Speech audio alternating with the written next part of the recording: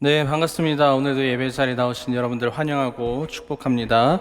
우리 옆에 분과 인사하겠습니다. 메리 크리스마스. 네,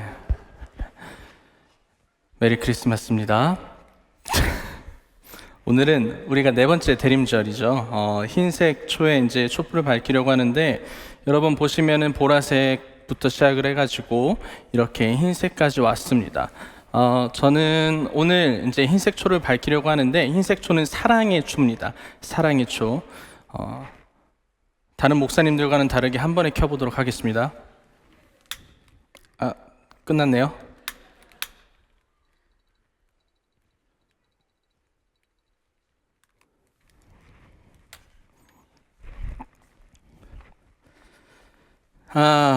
대림절은요, 교회력에 따라 성탄절을 앞둔 우리 네 번째 주일에서 시작을 하게 됩니다. 총 4개의 초를 이렇게 켰는데, 첫 번째인 보라색 초 기억나시나요? 소망의 초였습니다. 소망의 초. 이 땅 가운데 오실 메시아를 기다리는 믿음, 그리고 그 소망을 바라봅니다. 두 번째 같은 경우에는 평화의 초였습니다. 세상이 줄 수 없는 평화, 그러나 하나님께서 아들이신 예수 그리스도를 우리에게 보내주시고, 그 그리스도를 통하여서 우리가 하나님과의 화평을 이루고 이 땅 가운데에 완전한 평화가 온다라는 의미가 있습니다. 그리고 세 번째는 기쁨의 초를 켰습니다. 다시 오실, 그리고 우리에게 오신 가장 큰 복된 소식은 예수 그리스도다. 그로 인하여서 우리는 완전한 그 기쁨 가운데에 거한다라는 것이죠. 그리고 오늘 네 번째 초를 켰는데, 말씀드린 것처럼 사랑의 초입니다. 우리에게 오신 그 완전한 사랑을 기억하며 나아가자라는 의미를 다루고 있습니다. 이렇게 네 번째 대림절을 마주한 오늘, 우리는 모두 성탄을 앞두고 있습니다.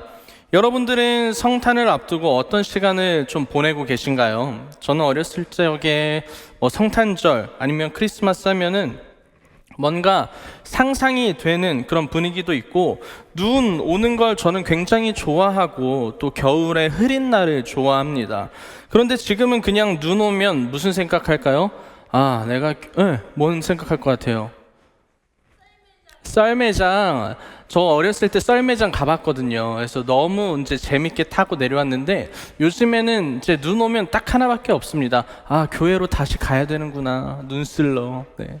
그래서 눈이 오면은 청년들이 그렇게 인스타 DM을 많이 보내요. 목사님 교회 가고 계세요? 알면서 왜 물을까요? 그렇죠? 저희가 와가지고 같이 쓸어줄 것도 아닌데. 여튼 이제 눈 오면은 눈 쓸 생각만 하고 있습니다. 캐롤이나 성탄 찬양들이 정말 많이 들렸는데, 최근 들어 그러지 않죠. 거리를 나가도 성탄의 그런 기쁨을 마치 잘 못 느끼기도 하고, 캐롤을 저도 많이, 성탄의 찬양을 많이 듣지 못할 때도 많이 있는 것 같습니다. 그러다 문득 든 생각이, 이런 감정들과 느낌들을 떠나서 내가 성탄의 이 기쁨을 내가 정말 감사함으로 여기고 있는가? 아니면은 내가 정말로 예수 그리스도의 오심을 나는 기다리고 있는가라는 생각과 묵상을 좀 해보게 되었습니다. 그런데 묵상을 해보니 참 부끄럽게도 저도 그렇지 않았음을 좀 보게 됐어요.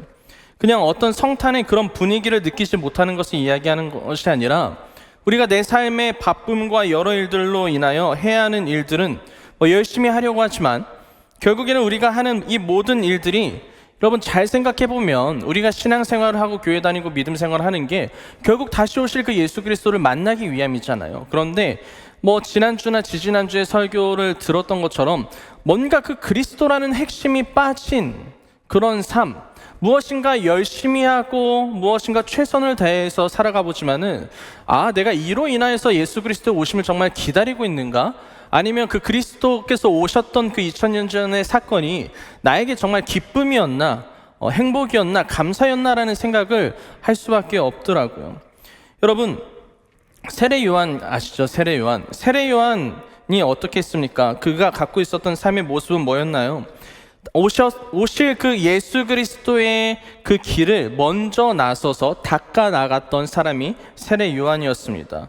그런데 세례 요한의 모습을 보면 어떠한 일시적인 부분만 열심히 하려는 것이 아니라 그의 마음이 되게 중요했다는 거죠.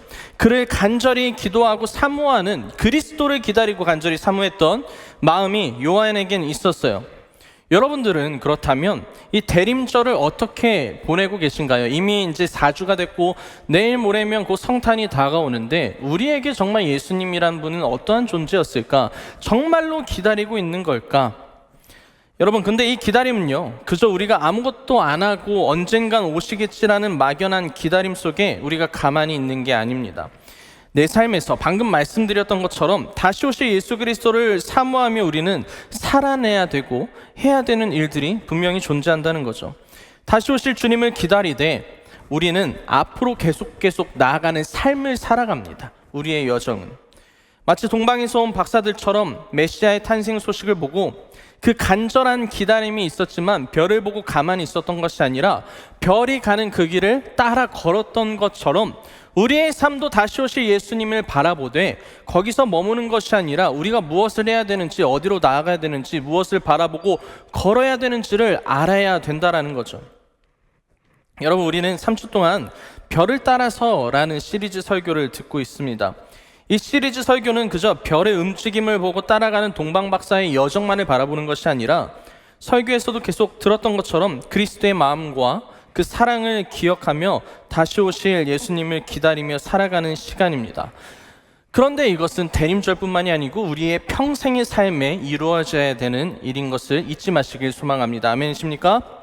동방박사에 대해서 좀 이야기를 다시 해보자면은 이들은 하나님을 믿는 사람들이 아니었죠. 동방에 있는 박사들, 역사적으로 봤을 때 그들을 누군가는 점성술가 아니면은 꿈을 해석하는 사람이라고도 이야기합니다.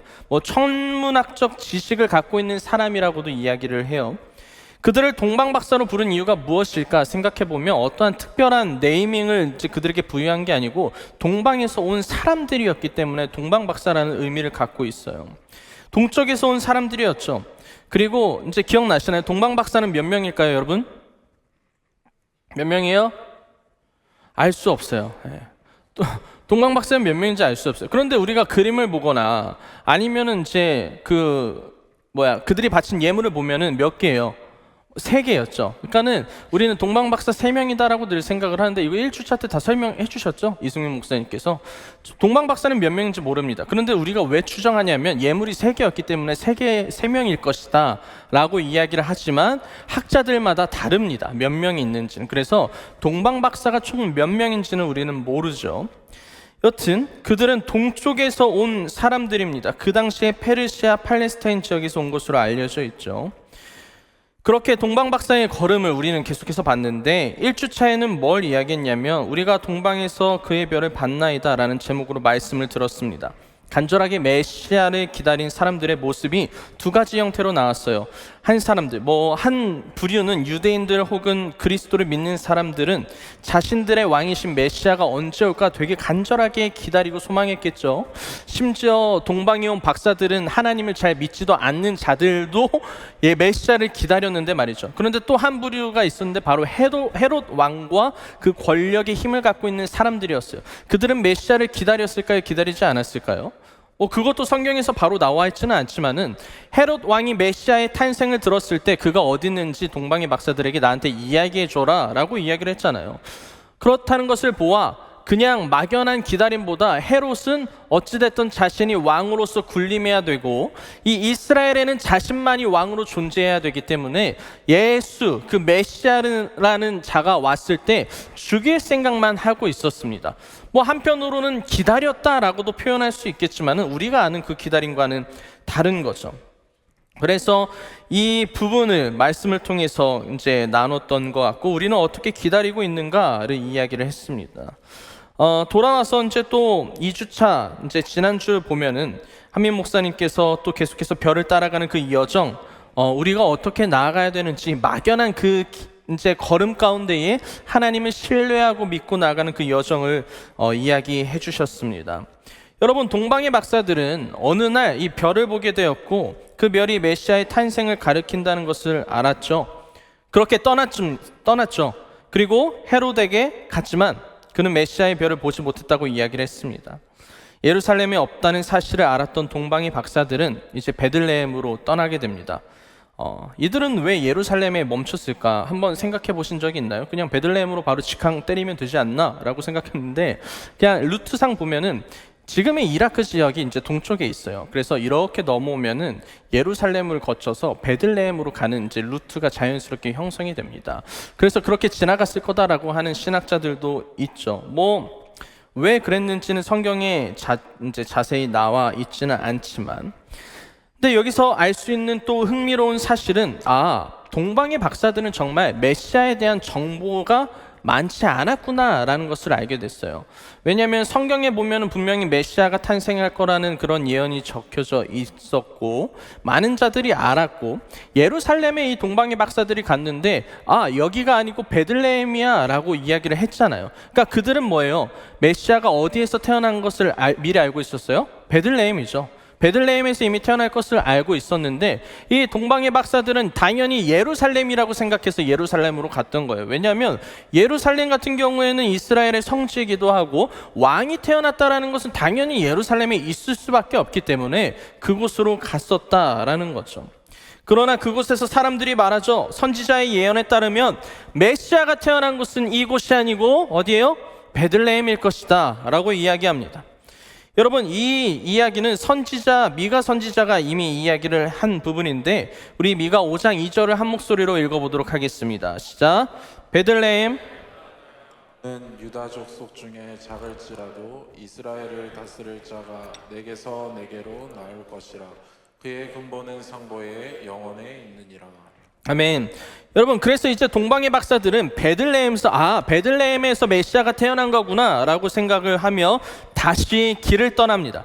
그런데 여러분, 이들도 참 대단하고 무모하면서 어떠한 마음이 있었을까 그냥 혼자 생각해보고 묵상해보면 어쩌면 아까 이야기한 것처럼 당연히 예루살렘이라고 생각해서 왔지만 베들레헴이라는 그 이야기는 이들에게는 나름의 사실은 충격적인 이야기일 수도 있죠. 왜냐하면 베들레헴이라는 곳은 무엇인가 왕이 태어날 만한 장소는 아니에요. 되게 작은 마을이었고 당시 유대 지역은 로마의 지배를 받고 있었기도 했죠. 그리고 우리가 아는 것처럼 마리아와 요셉은 아이를 낳으러 갔지만 제대로 된 방 하나가 없었다라고 이야기를 하죠. 그렇다면 동방에서 온 박사들의 마음은 어땠을까요? 사람인지라 여러 가지 마음이 있었을 수도 있습니다. 이 별을 따라가는 게 맞을까? 그렇죠?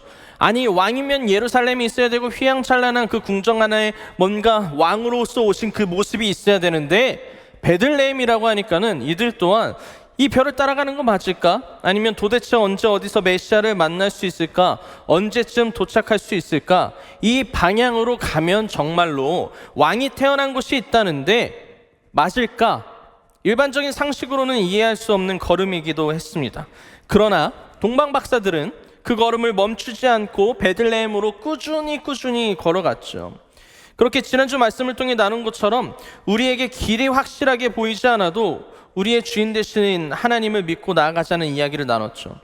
그리고 여러분, 드디어 별이 앞서 가다가 동방 박사들을 인도하여 간 그 별이 멈추게 됩니다. 우리 9절을 한번 읽어보도록 하겠습니다. 시작. 박사들이 왕의 말을 듣고 갈새 동방에서 보던 그 별이 문득 앞서 인도하여 가다가 악이 있는 곳 위에 머물러 서 있는지라. 아멘. 여러분, 자신들을 인도한 별이 드디어 멈췄습니다. 그냥 무분별하게 따라가고 어딜까 막연하게 그냥 갔던 그 별이 멈췄다라는 거예요. 성경을 보면 악이 있는 곳 위에 머물러 서 있는지라 라고 나오죠. 여러분, 동방 박사들의 마음은 어땠을까? 우리 10절을 한 목소리로 읽어보도록 하겠습니다. 시작. 그들이 별을 보고 매우 크게 기뻐하고 기뻐하더라. 그들은 매우 크게 기뻐하고 기뻐했다라고 나옵니다. 드디어 왕이신 그분을 볼 수 있는 시간이 왔습니다. 여러분, 여기서 성경에서 말하는 기뻐하다는 드디어 도착해서 좋아, 드디어 이제 내가 목적지에 다다랐구나 라는 수준의 이제 기쁨이 아니라 헬라어로 크게 기뻐하고 기뻐하다라는 것은 놀랍고 장엄하다라는 뜻을 갖고 있습니다. 감정과 생각과 마음과 모든 것에 대한 그 기쁨, 최상의 기쁨을 표현하고 있는 것이 지금 이 본문이 말하는 기쁨이라는 거죠.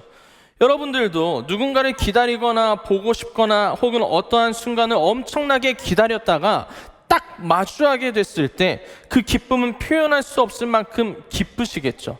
너무 사모했던 사람을 만나거나 보고 싶은 사람을 만나거나 아니면은 내가 정말로 일을 하다가 그 어떠한 것들을 성취하거나 이뤄냈을 때에 우리 안에는 그 기쁨이 있습니다. 그리고 너무 잘했다라고 막 여러 가지 마음이 들겠죠. 그런데 여기서 말하는 이 기쁨은 그냥 와 좋아 이런 게 아니고 인간이 표현할 수 있는 최상의 기쁨을 이야기합니다.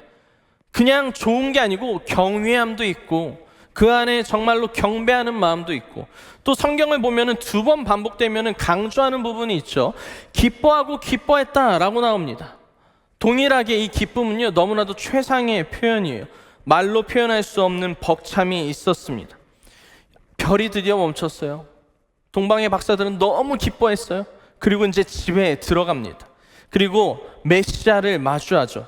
우리가 11절을 한 목소리로 읽어보도록 하겠습니다. 시작. 집에 들어가 아기와 그의 어머니 마리아가 함께 있는 것을 보고 엎드려 아기께 경배하고 보배압을 열어 황금과 유향과 모략을 예물로 드리니라. 자, 집에 들어가니 아기와 그의 어머니 마리아가 함께 있는 것을 봤어요. 그리고 엎드려 아기께 경배했죠. 그리고 보배압을 열어서 황금과 유향과 모략을 예물로 드렸다고 나옵니다. 여러분, 얼마나 상상을 한번 해보실래요? 얼마나 아름다운 순간입니까? 그렇죠?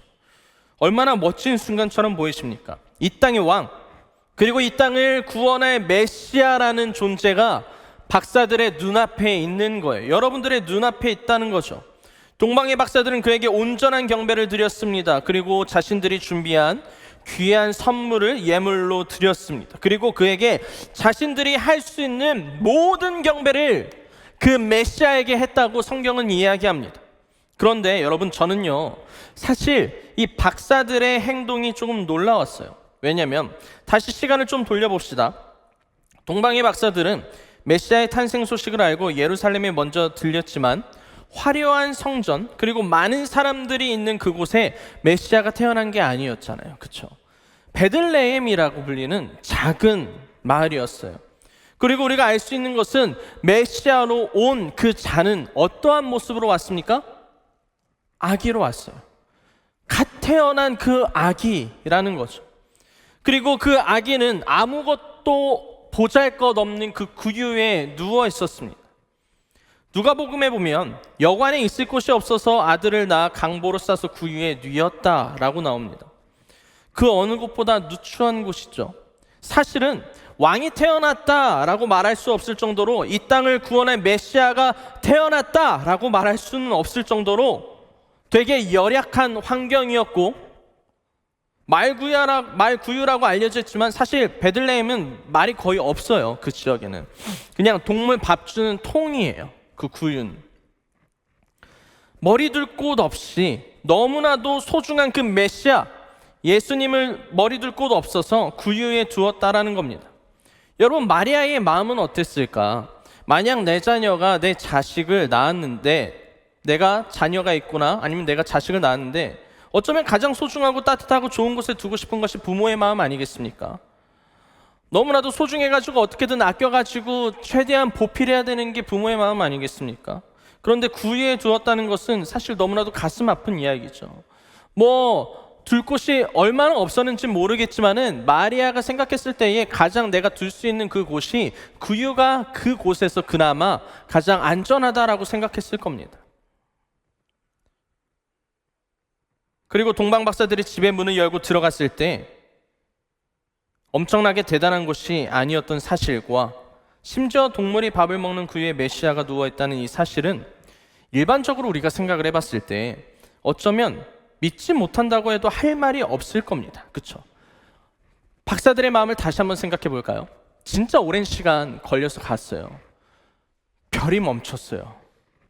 드디어 메시아를 볼 수 있구나 막 생각했겠죠. 그리고 문을 열었어요. 그러면 우리가 생각했을 때 이 땅의 메시아면은, 이 세상을 구원할 자면은 뭔가는 있어야 되잖아요. 우리가 생각했을 땐 말이죠. 그렇죠? 빛이 비추던지, 그곳이 아름답게 꾸며져 있던지, 그래야 이 동방의 박사들도 보고 뭔 생각을 할까요? 저분이 정말 메시아구나 라고 생각을 할 수 있잖아요. 그런데 아무것도 없다고요. 아무것도 없었어요. 가장도 취하고, 동물들이 밥을 먹는 그 구유통에 아기가 누워 있었고 그 옆에 마리아와 요셉이 있었다는 겁니다. 누군가는 잘못 찾아온 거 아닐까라고 생각하면서 나가서 여러분 저였으면 문 열고 보고 닫고 별이 맞나? 멈춘 거 여기가 맞나? 약간 이 생각했을 것 같아요. 만약에 저였다면 말이죠.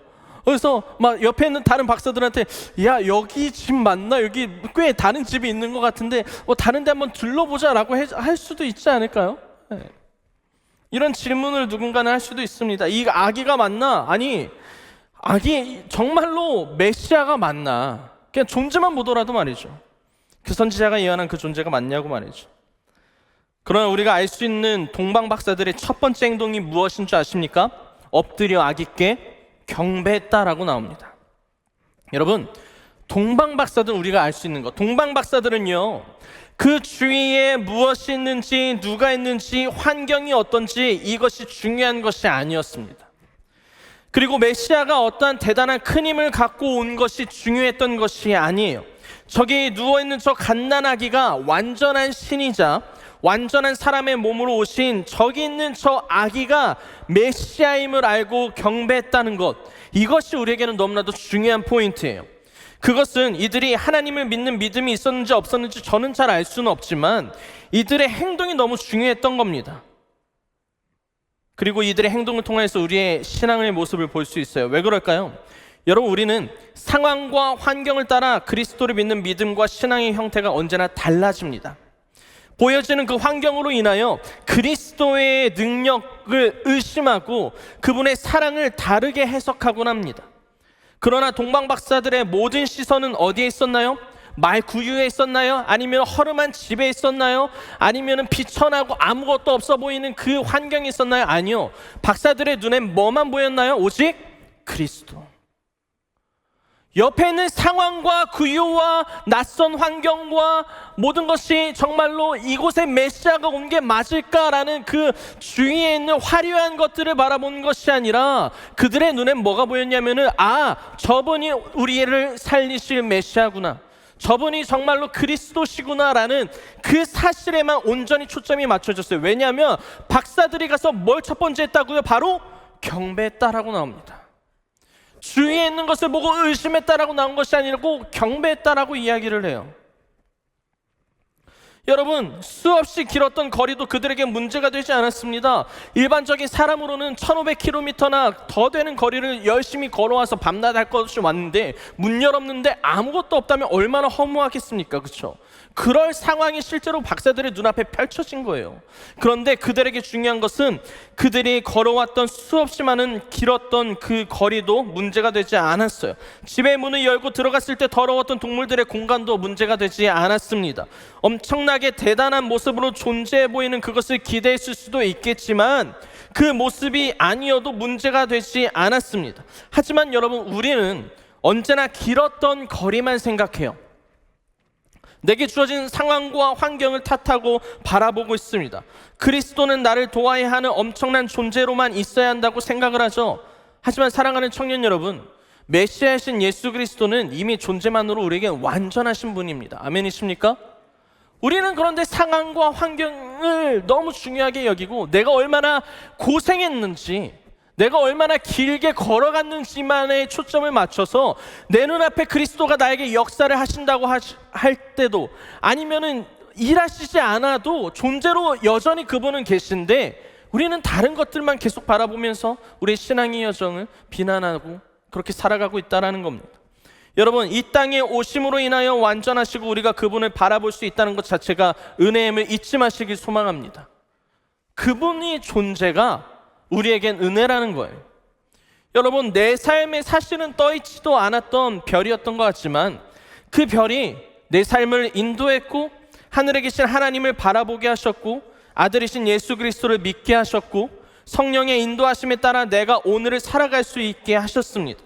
여러분, 우리에게 필요한 것은 상황도 아니고 환경도 아니고 얼마만큼의 내가 믿었던 신앙의 연륜도 아니고 길이도 아니에요.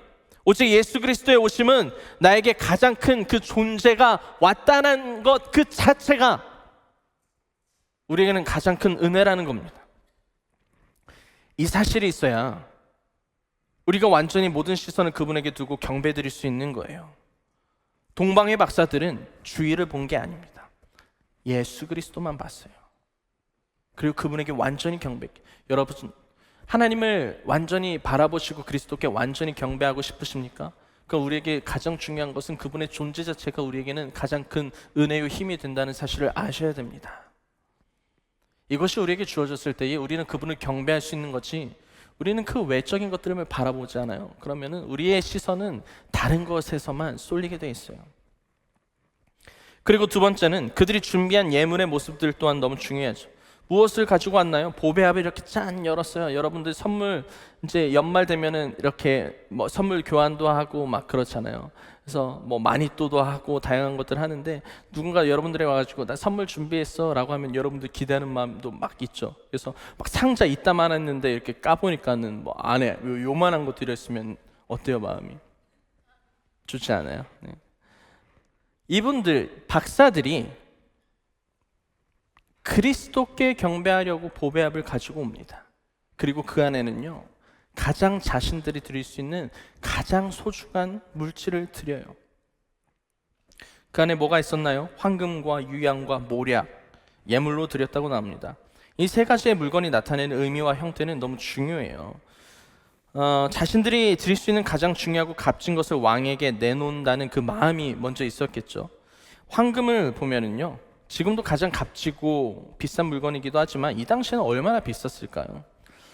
그러나 이게 값으로만 중요한 것이 아닙니다. 황금은 왕권을 의미해요. 이들의 황금을 드린다는 것은 뭐 이제 이 해석이 정말로 이들의 마음속에 있는지 저는 잘 모르겠지만, 어찌됐든 이 예물들이 이 당시에 어떻게 쓰여졌는지를 설명해 보자면, 황금이라는 것은 왕에게 드리는 가장 귀한 고백입니다. 자신이 가장 값진 것을 드리겠다라는 거죠.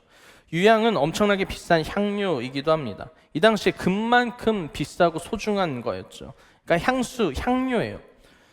그리고 주로 제사와 예배에서 사용되어졌던 물품입니다. 그렇기에 유향을 드렸다는 것은 하나님 앞에 예배를 드릴 때 사용한 것처럼 그리스도는 신성을 갖고 있다라는 그 고백이지 않나라고 이야기하는 사람들도 있습니다. 모략 같은 경우에는 가장 귀한 약재이기도 하면서 향료이죠. 더 나아가 이거는 시체의 방부제로 쓰입니다. 이것을 잘 갈아가지고 시체의 겉에 표면을 바르면은 몸이 썩지 않는다라고 이야기하면서, 이 모략은 죽음을 이기실 왕을 뜻한다라고 이야기합니다.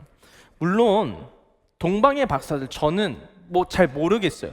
이 박사들이 메시아임을 알고 온 거지만 이 선물들이 그 의미를 담고 줬는지 잘 모르겠지만, 하지만 중요한 것은 무엇이냐면 그들의 마음과 그들이 갖고 나아갔던 그 경배의 모습이라는 거죠. 여러분, 이 사실 하나만으로도 우리의 삶을 돌아볼 수 있습니다. 여러분, 우리는 그리스도를 위해서 무엇을 드리며 살아가고 있는지에 대한 질문인 거죠. 여전히 우리는 나의 것이 너무나도 중요하고 그것을 갖고 살아가고 싶어 합니다. 빼앗기기 싫어하죠. 좋은 것이 있으면 주려고 하는 것보다 내가 가지려고 하는 인간의 본성도 있습니다. 그런데 그런 모습들과 생각들이 우리의 신앙과 그리스도에게도 동일하게 적용이 된다면 너무나도 슬픈 일이겠죠. 여러분, 그분은 아기의 몸을 하시고 이 땅에 오셔서 성장하시고 우리를 위해 모든 것을 바친 분입니다. 그런데 그런 우리가 그를 위해서 살아갈 때에 무엇을 드릴 수 있을지에 대한 고민을 하고 있다는 것 자체가 사실은 죄송스러운 일이기도 해요. 예수 그리스도는 우리를 위해서 이 땅 가운데 오시고 자신의 모든 것들을 바쳐가지고 십자가의 죽으심을 경험하셨는데, 그렇다는 것은 무엇입니까? 그는 우리를 위해 다 줬는데 우리는 언제나 뭘 생각해요? 나는 그리스도께 뭘 줄 수 있는지를 고민한다는 거예요. 이거 드릴까? 저거 드릴까? 이거 드리면 너무 아까운 것 같은데, 내 시간 드릴까? 내 마음 드릴까? 내 물질 드릴까? 이 정도는 좀 떼야 되지 않나? 우리는 이 고민을 하고 있다는 거죠. 사실 이런 고민을 한다는 것 자체가 우리에게는 너무나도 하나님 앞에 죄송스러운 마음이라는 겁니다. 그분은 누군가 여러분들을 위해서 와가지고 여러분들을 위해 실제로 죽었다고 해보십시오. 그러면은 그 사람을 위해서, 그 가족들을 위해서 여러분들이 뭔가를 해줘야겠다라고 생각을 하겠죠. 그렇다면은 그 안에 여러분들이 어떠한 고민을 할 거냐라는 거예요. 아니잖아요. 무엇이든 한다고 하겠죠. 무엇이든 드린다고 하겠죠. 가장 좋은 것을 주려고 하겠죠. 이 포인트입니다. 그리스도는 날 위해 죽으셨는데 우리는 무엇을 드릴 수 있을지에 대한 고민이 있다는 것은 사실은 모순적인 거다. 우린 무엇을 드리며 살아갈 수 있을까요? 내 삶은 정말 하나님을 위해 온전히 드려지고 있는 것일까? 나의 욕심과 마음을 내려놓고 그리스도의 길을 따르고 있는 것일까? 아니면 온 마음 다의 전심으로 그분을 따르는 삶을 살아가려고 하는 것일까? 여러분, 돌아오는 목요일은 성탄절입니다. 이번 설교를 좀 정리하면서 이스라엘에 제가 갔었을 때가 생각이 나더라고요. 특히 어느 곳이 떠올랐냐면 예수 탄생교회였습니다. 그곳에는 예수님께서 누이셨던 구유의 장소가 특정하게 있어요. 물론 그곳이 확실하게 맞는지는 다 알 수는 없어요. 그 당시 어떻게 역사적으로 이어왔는지 우리는 알 수 없지만 그래도 의미가 있는 곳이고 그곳에 가면은 바닥에 별이 이렇게 있습니다. 제가 이스라엘을 예전에 너무 가고 싶어서 정말 개인적으로 다큐멘터리도 너무 좋아하는데 맨날 이스라엘 그 성지순례 다큐멘터리를 진짜 너무 자주 봤어요. 그래서 나 언젠가 저 이스라엘에 가면은 뭐 되게 많은 것들을 보면 너무 좋겠지만은 내가 저 그 별이 있는 곳에 어떻게든 정말 가보고 싶다라는 마음, 여러분들도 마찬가지 아닙니까? 저뿐만이 아니고 예수님께서 태어난 그 자리가 있다라면 이스라엘에 간다면 그곳을 어떻게든 눈으로 보고 싶고 만지고 싶겠죠. 그 마음이 있었을 겁니다. 얼마나 이제 기대되고 설레었겠어요. 그런데 선교사님께 이제 여쭤보니까는 그곳은 먼저 예약한 사람들이 갈 수 있다고 하더라고요. 뭔 말이에요? 예수님을 그때 뭔 생각했냐면 아니 뭐 예수님 태어난 자리도 이제는 뭐 예약하면서 봐야 돼. 그러니까 이런 생각이 있었단 말이죠. 그리고 예배를 드리고 있으면 들어가지 못한다라고 하더라고요. 그리고 평소에는요 정말 많은 사람들이 줄 서 있어요.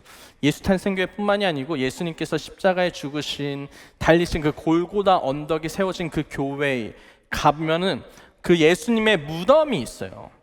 그런데 그 무덤도 너무 보고 싶잖아. 어떤지 평소에 뭐 무덤 보고 싶진 않지만 예수님께 들어가셨던 무덤이라면 어떨까 하고 갔는데 줄이 볼 수 없을 정도로 정말 길게 늘어져 있어요.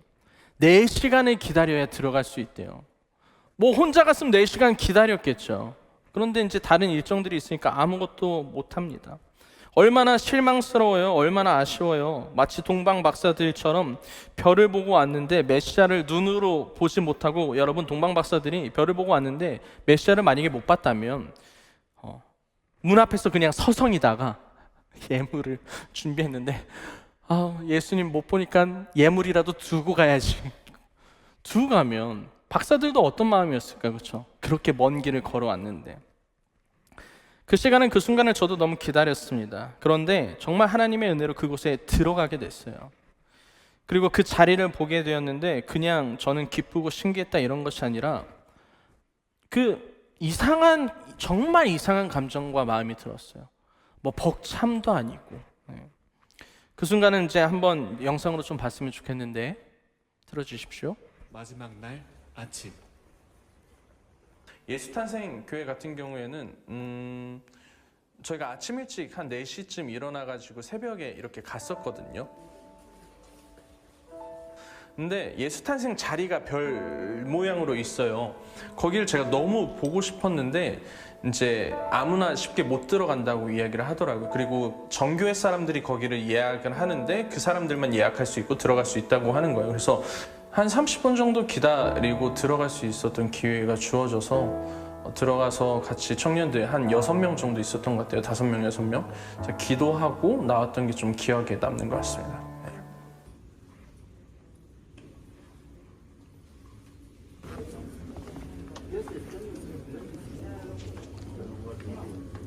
Puedan hacer, correr pastores y preparando aquel lugar. 이른 아침 여기에 모인 우리 모두는 아마 같은 마음으로 찬양하고 기도하지 않았을까요? 여러분, 이때 제가 어떤 마음이 이제 들었냐면, 사실은 저희는 이제 빨리 다음 장소로 출발했어야 됐어요. 그런데 저 혼자 이제 그 앞에서 너무 안절부절하지 못하게 이제 막 왔다 갔다 하면서 어떡해야지? 내가 이스라엘 평생에 얼만큼 올지를 잘 모르겠지만은 너 되게 간절하게 기다렸거든요. 그런데 제가 있으니까 청년들이 이제 한 명씩 한 명씩 이렇게 모이기 시작을 했어요. 그래서 한 5명, 6명이서 이제 궁금한 거죠. 걔네들도 목사님 뭐 하세요? 그러니까 여기 이제 예수님 태어나신 곳이라는데 야 우리가 언제 가보겠냐 하면서 그냥 버텼어요 그 자리. 그리고 같이 있었던 청년들이랑 정말 열심히 기도했었거든요. 하나님 한 번만 그곳에 들어가 봤으면 좋겠다. 어떠한 뭐 예수님은 이미 살아계시지만 사실 그곳에 들어간다는 것 자체가 굉장히 의미가 있었던 거 아닐까요? 그러면서 들어가서 그 자리에서 알지도 못하는 사람들의 찬양의 소리를 듣고 그 저 별 앞에 무릎 꿇고 그곳에 손을 대고 기도를 하는데 너무 많은 감정과 마음이 생겼어요. 감사함도 있었고 죄송함도 있었고, 이때뿐만이 아니고 어떤 청년들은 그 예수님의 그 죽으심 그리고 휘장이 갈라진 그곳에 어떠한 돌이 있었다고 하는데, 어떤 청년은 그 돌에 손을 대자마자 갑자기 막 오열하기 시작하고, 그런 은혜가 이 땅에 있었습니다. 근데 이 시간이 지나고 아까 말씀드린 것처럼 나는 얼마나 지금 내가 오늘을 살아가는데 다시 오실 예수님, 그 예수님을 얼마나 기다리고 있을까? 동방의 박사들이 메시아를 만나기 위해 별을 따라간 것처럼 나는 오늘 얼마나 주님을 그때처럼 간절히 사모하며 기다리며 살아가고 있을까? 이때의 영상과 사진을 보면서 너무 많은 감정과 생각이 겹치는 거예요. 여러분, 대림절을 지나고 있고 성탄을 앞두고 있습니다. 그리고 다시 오실 주님을 기다리고 있죠. 그리고 이미 우리에게 오셨던 주님을 우리는 기억하며 살아가고 있어요. 동방의 박사들은 별이 나타났을 때 곧장 길을 떠났습니다. 그리고 멈추지 않았고 마침내 별이 멈춘 그곳까지 나아갔습니다. 그리고 문을 열었고 그들의 눈에는 다른 그 어떤 것도 아니라 우리를 살릴 왕, 그분만이 그들의 시야 가운데 들어왔던 거예요.